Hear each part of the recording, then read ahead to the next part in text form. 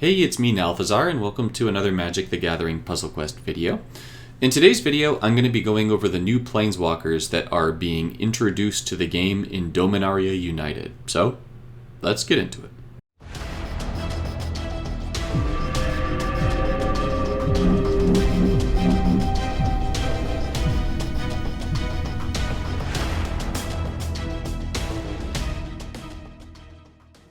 I want to take a quick second at the beginning of this video just to say that I'm planning to really just be covering Puzzle Quest for a little while. I've been playing a lot of Diablo Immortal when I've had a chance to play games, but especially with the new set coming out, all of the content that's going to be on my channel for the next few weeks is just going to be Puzzle Quest. So hopefully I'll be able to get up a number of videos for you guys, both things like this video where I'm going over patch notes, and then some in-game stuff that I want to show off. So let's get straight into this one. Now, Dominaria United came out in Puzzle Quest today, and with it we are going to be getting 4 brand new Planeswalkers. You may find it interesting that I'm going to be running a video on a bunch of the Planeswalkers before I go over any of the cards, and that's just that there really aren't any good cards in the set. I mean, there's stuff like to look out for, but nothing has really caught my eye as like, oh wow, you're really going to want to try and get this card. So if you don't actually have any of the Dominaria United cards, I don't think it's really going to hurt you that much, unless we wind up getting objectives where you need them. So I'll hopefully get into that in another video. But for this one, I want to focus on our walkers. So one thing that's really cool about this set is that even though the cards of the set are relatively subpar, the Planeswalkers in this set are absolutely aces. I want all 4 of these Planeswalkers, and I will be giving all of them an extended look because all 4 of them look really, really good. So the first of the new Planeswalkers is Ajani Sleeper Agent. This is going to be a white-green Ajani. And so the first thing that you'll notice is that it has all of this text about Phyrexian gems and Compleated, the Phyrexian mechanic. So really quickly, what's going to happen with these Phyrexian gems are kind of like energized or improved gems or things of the like, where it's just going to change one of the gems into a Phyrexian gem. And then if you match any of the Phyrexian gems, so long as you have a card in your hand that has Compleated, then and you have more than 5 life, then you're going to lose 2 life and you're going to give 3 mana to that first card that can gain mana that has Compleated in your hand, and along with the life loss, along with whatever else you're going to be gaining for matching that gem. So basically, it's just going to make it so that gems are going to give Phyrexian cards more mana at the cost of life. Remember, we've got some more Phyrexian-themed sets coming to Magic the Gathering in paper, and therefore in Puzzle Quest over the next few sets. So expect to see a lot of these Phyrexian gems and Compleated over the next few sets. This is not a mechanic that will be exclusive to Dominaria United. So the first of Ajani's abilities is going to create 5 of those Phyrexian gems. And then the first Vanguard support or creature card in your hand without Compleated is going to gain Compleated. And then you're going to fetch the first 2 Vanguard supports or creatures from your library. So basically, if you've got Vanguards and creatures, it's just going to fetch the first 2 of them from your library. If you've only got creatures, it's going to fetch the first 2 creatures. If you've only got Vanguards, it's going to fetch the first 2 Vanguards. Keep in mind, it doesn't specify different, so it's just going to fetch the first 2 and give them both Compleated. I feel like this is actually a pretty cool ability because you're fetching 2 things, you're giving them Compleated, and then you're also going to be creating 5 of the Phyrexian gems for using the ability, which is going to fuel the Compleated. As just a quick stand aside, I'm sorry about my neighbor's dog. It's like whenever I want to sit down and record, they let their dog out. It's almost as if they have this 6th sense, even though they can't see into my house. And they're like, I am going to subject that guy who wants to make YouTube videos to my dog barking to piss him off. I don't know. My neighbors, not cool. Anywho, first ability is cool. We like that. Second ability, Unified Augmentation. First creature card in your hand without Compleated is going to gain Compleated, and then your creatures get a permanent +2/+2 buff, your creatures being creatures on the battlefield, and then your creatures with Compleated getting another +2/+2 buff. And then finally, your creatures gain lifelink and vigilance until the beginning of your next turn. So This ability is, I mean, I could imagine there will be some instances in which you'll use this ability just to get the kill shot on your opponent, but otherwise you're really not going to use it. And it's really not an ability that's going to make it so you get the kill shot easier in most of your games. It might be that like 1 in every 50 games you wind up using this ability. So I don't really see you using Unified Augmentation just because of the way that the first and then, as I'm about to get into, the third ability are going to work. So the third ability, Awaken the Sleepers, is going to create a Phyrexian Poison token. That Phyrexian Poison token is absolutely bonkers phenomenal. It's a green-white support with 2 shields, resilient, and supposedly has Can't Be Destroyed. So this won't be able to be destroyed by level, is what it seems. But the way that the support is going to work is at the beginning of your turn, you're going to create a Phyrexian gem. And then whenever you match a Phyrexian gem, you're going to increase this card's level by 1. And when you cast a creature card or a Vanguard card, you increase the card's level by 1. And if the level is 10 or more, you're going to create a Phyrexian Myr token, which I believe is a 1/1 token. And then that creature is going to get +30/+30, hexproof, trample, and prevent damage. So first of all, you can't get rid of the Phyrexian Poison token. Second of all, you're really not going to be able to get rid of that Phyrexian Myr token very easily between it having 30 toughness, hexproof, and prevent damage. So this is really, really cool. And keep in mind, you're going to create one and you do this buff every single time you cast a creature or a Vanguard.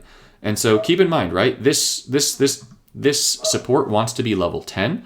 And so it's going to level up every time you make one of those Phyrexian matches. And if we take a look at the first ability again really quickly, the first ability is going to make 5 Phyrexian gems, but on top of that, it's going to fetch 2 Vanguards or creatures. And so that's going to make it so that you've got more things to cast once you've got the Phyrexian Poison ability down. And then once you start casting those things, you're going to be getting these Myr tokens down with super powers. So the way that Ajani is going to want to be played is you activate the third ability, skip the first 2. Once you've got the third ability down, then start spamming the first ability on repeat. You don't need to actually use the third ability ever again. You just continually use that first ability. And then that first ability is going to keep your hand stocked with stuff to play. And then it's also going to enable you to level up Awaken the Sleepers. So really, really good looking Planeswalker. The mana bonuses are the same as the original Teferi. So +4, 3, 2, 1 with a -2 to black. These mana bonuses aren't exceptional, but they're very versatile. So I like this mana spread for a dual color Planeswalker. So I think that Ajani Sleeper Agent is actually going to be a really useful Planeswalker. Really, really useful. It's got a kill condition in it, and it's got a way of making it so that you gain more mana, which is really good. The only potential downside to Ajani is that because of the way that Phyrexian gems are going to work, you're going to be losing life, and Awaken the Sleepers gaining 10 life is not going to be enough for you to gain it back. I know that the second ability is going to enable you to potentially gain life, but it's only until end of turn. If this was like a permanent boost, then I feel like all 3 abilities would work together in much better harmony.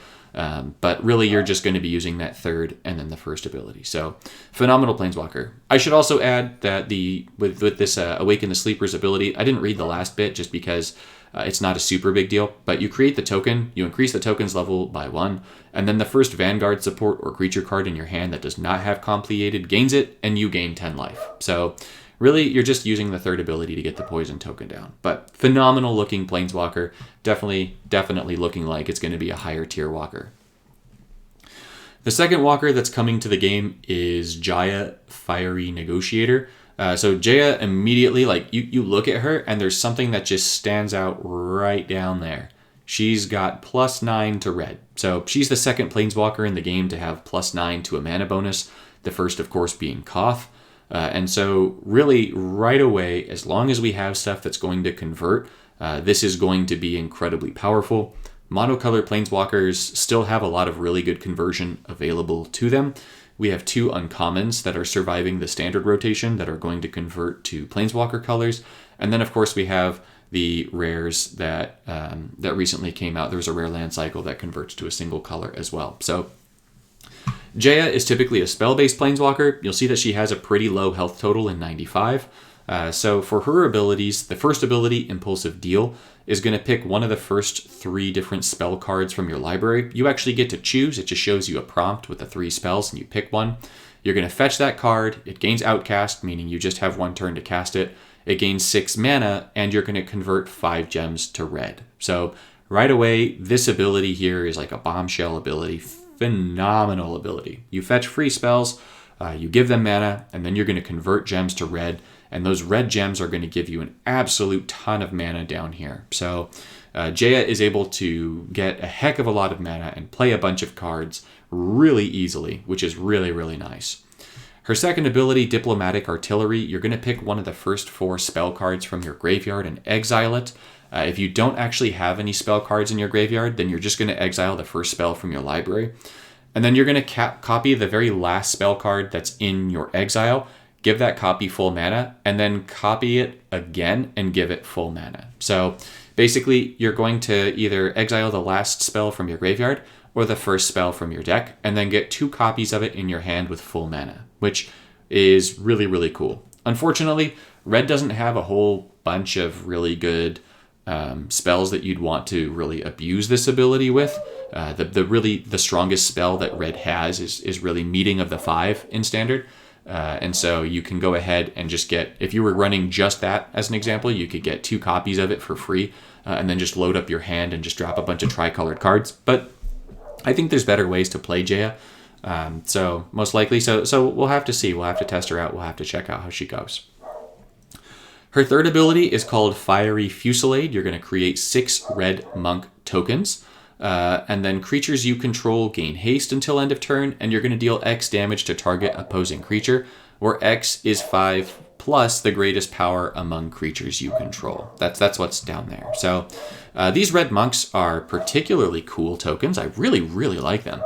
So these red monks are going to have Prowess, which is going to make it so this creature gets plus X until end of turn.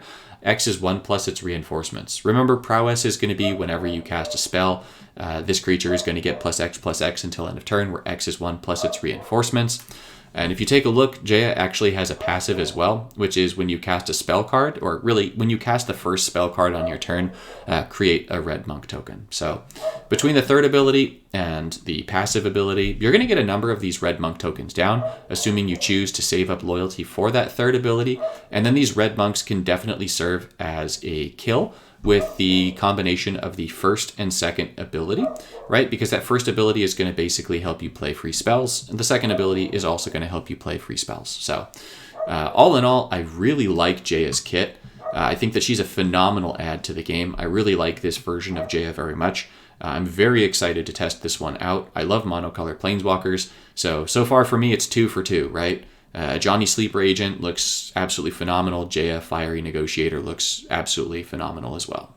So our third Planeswalker is going to be a brand new colorless Karn.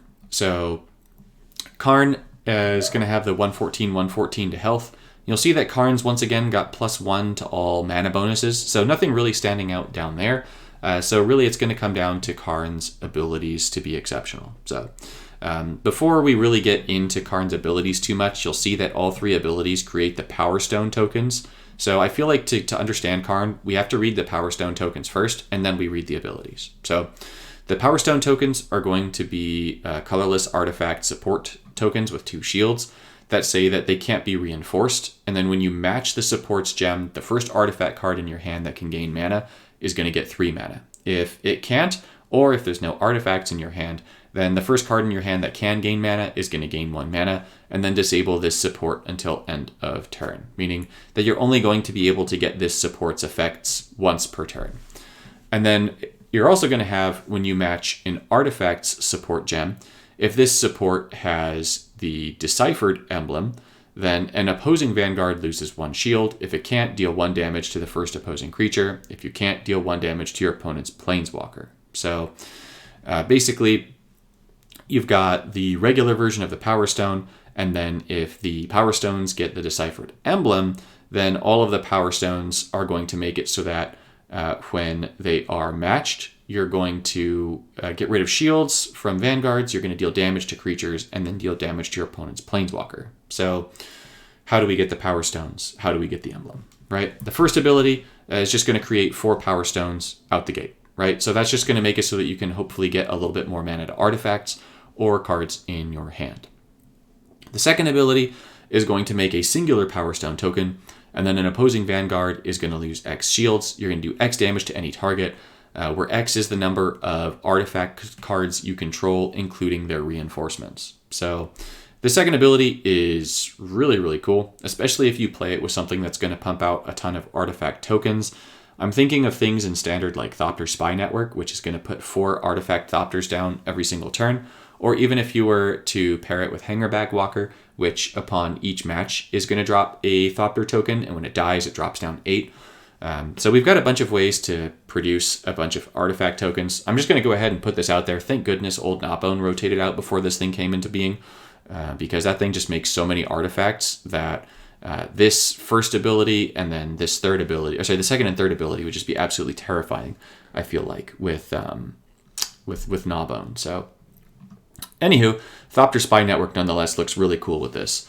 And then our third ability is going to create X Power Stone tokens, where X is the number of artifacts you control, including their reinforcements. And then all Power Stone cards you control gain the Deciphered Emblem. So this ability right here actually scares me a little bit, because if you are running a good deck with Karn, and something I want to point out, by the way, before I go too far, right, about Karn, is that the following set, the set after this, is an artifact-themed set. The Brothers War looks to be an artifact-themed set, right? We're going to be getting a bunch of artifacts into the game. And then we're just probably between the Phyrexian sets. We wind up always getting a bunch of artifacts with the Phyrexian sets. So I'm expecting to see a lot of really good artifacts enter the game over the next few sets. And so I'm expecting Karn to synergize really well with them. Furthermore, there have already been cards released in the upcoming set, including, I believe, Mishra, that are going to create Power Stone tokens themselves. So not only does Karn create these Power Stone tokens, but we should actually be getting cards in the next set that will also create Power Stone tokens. And those Power Stone tokens, I imagine, will do the exact same thing that these things here do. However, I would also imagine that those Power Stone tokens will be able to be given the Deciphered Emblem from this Karn, which is really, really cool to think about synergistically, right? So going back to this Karn again, though, right? So if you've got a Thopter Spy Network down and you've got, say, 20 Thopter tokens down, and you use this ability, you're going to be getting 20 Power Stone tokens.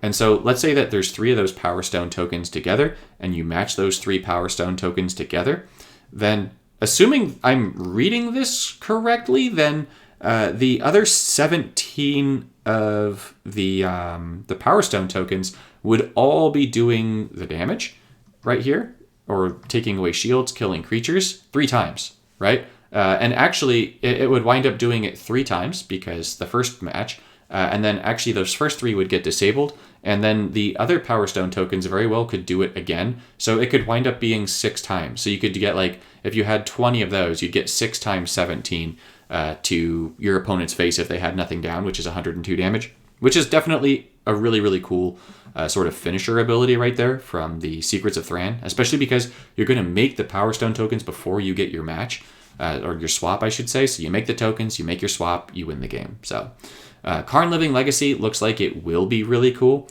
I think that Karn Living Legacy is just going to be good right now, and then with the other sets that come out, Karn Living Legacy could become really good. It's just sort of like a wait and see sort of approach. But nonetheless, I'm still really excited to try this Planeswalker out and to make an artifact-themed deck with this. I like that, unlike with Tezzerit's decks, which tend to be restricted to black and blue cards, that we can use any color with Karn. So this one, I think, is probably going to be either like the most strong or the least strong of the bunch, right? I don't know. We'll have to see. But definitely a really cool look to that one. And then the final card, I keep thinking of Planeswalkers as cards. The final Planeswalker that's entering the game is going to be Liliana of the Veil. This is one of my all-time favorite paper Planeswalkers, so I'm really excited to see this one enter Puzzle Quest, and it definitely doesn't disappoint me with the abilities. So Liliana of the Veil is going to have a brand new passive. So her passive is going to be when a card enters your opponent's graveyard, you can choose to lose 3 life in order to gain 3 loyalty. And this only triggers once per turn. But keep in mind, you can trigger this during your own turn, and you can trigger it during your opponent's turn as well. So if your opponent casts a spell, goes straight to the graveyard, you can immediately choose to lose 3 life and gain 3 loyalty. And you can start losing that life to try and get to your abilities more quickly, especially the 3rd ability. But we'll get there, right? One at a time, Michael. One at a time. So first ability, Necromancer's Contempt, is going to make it so that each player discards the last card that can be discarded from their hand, and then you're going to convert 3 gems to black and 3 gems to loyalty. So right away, I really like this ability. It's got gem conversion, both to black and loyalty, so it could wind up giving us more mana. And then it gives you a little bit of control with the ability to discard cards. And then, of course, with Power of the Veil, when you use this ability, you can immediately choose to lose 3 life and get 3 loyalty. So it's kind of like once you have the 8, this really only costs 5 because you're going to be getting 3 back, and maybe even more than that with the converting gems to loyalty. So this is, of course, going to have to be an ability that I test out, but I do like the idea of having gem conversion on a black Planeswalker, and so I'm definitely going to try this out as like a first ability spam, and then go from there. The second ability is Uneven Sacrifice. You're going to create 4 Curse of the Veil tokens, and then target opposing creature is going to gain imminent death. So those Curse of the Veil tokens you'll see are going to be on both of these abilities here, and so those Curse of the Veil tokens are going to be emblems with 1 shield that read, when a card enters your opponent's graveyard, your opponent loses X life. If that card is a creature card, you're going to convert X gems to loyalty gems. Otherwise, convert X gems to black. And then X is going to be this supports shield. So basically, this thing has 1 shield, so your opponent's really not going to be losing life from this. However, you're going to be converting gems to loyalty and to black, which is pretty cool. I definitely really like that. And so as we look at these 2 abilities, right, this first ability here is going to be killing an opposing creature, right? So as that's going to be killing a creature, then this should convert 4 gems to loyalty when that creature dies, which is nice. However, this third ability, An End for All Means, you're going to create 4 of these Curse of the Veil tokens, but then you're going to destroy up to 4 opposing cards with the greatest mana values, and your opponent discards the card with the greatest mana value that can be discarded from their hand, which is just absolutely phenomenal. This gets rid of up to 5 cards from your opponent. It's going to be dumping 5 cards into the graveyard, meaning that you're going to be converting a whole bunch more gems to loyalty and or black gems. So I feel like Liliana of the Veil has this really cool opportunity to provide herself just with a whole bunch of loyalty and mana through her kit, being able to convert gems to loyalty and to black. The one thing that kind of confuses me really, though, is the second ability, because why would I use this second ability when I could just use this third ability and destroy 5 things as opposed to the 2 loyalty difference for the 2 and use this? I don't know. I feel like I would maybe consider using Uneven Sacrifice if it was like 10 loyalty. Like if it was just significantly cheaper than An End for All Means. But I feel like their loyalty values are just a little bit too close for you to ever justify using Uneven Sacrifice. You pretty much always want to save up for An End for All Means. Now, Liliana's mana bonuses definitely are disappointing in +3, +3, +3, just because that means that the most mana you're going to be getting from any one of your best matches is going to be 6 mana. So she's probably going to rely heavily on things like the Moxes in order to be able to get like tons of mana, or if you're going to wind up trying to use the new gem converters, right, where you just run the blue-black, red-blue, and black-red together as 3 lands, and just hope that that gives you a bunch of mana like that. So nonetheless, all 4 of these Planeswalkers look really interesting to me. If I had to just guess right off the cuff, I would guess that the best one is going to be Ajani, the second best one is going to be Jaya, third best one's Karn, fourth best one is Liliana of the Veil, but it could wind up going any which way about it. I definitely need to test them all out, and I'll get back to you guys when I do. But really, really cool walkers in the set. Let me know which one you guys are most excited for. Let me know if you think I forgot something in this rundown of these Planeswalkers. Thank you all so much for watching, and I'll see you in the next one.